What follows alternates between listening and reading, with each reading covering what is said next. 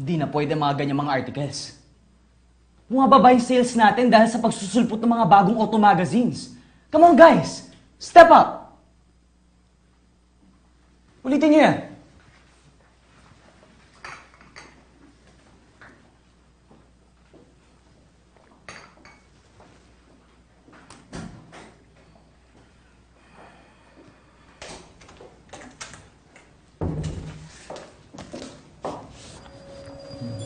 Ano kailangan mo, Iris? Aga-aga ang init-init ng ulo mo.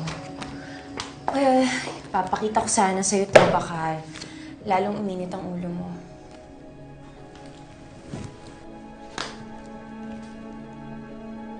Fuel.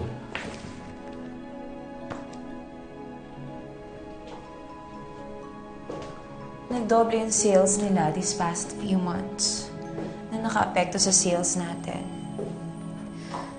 I heard they're expanding.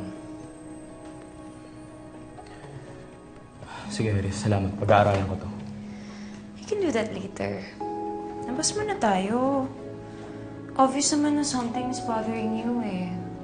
Baka gusto mo pag-usapan. May tampuan pa rin ba kayo ni Tita Sandra? Ayokong pag-usapan.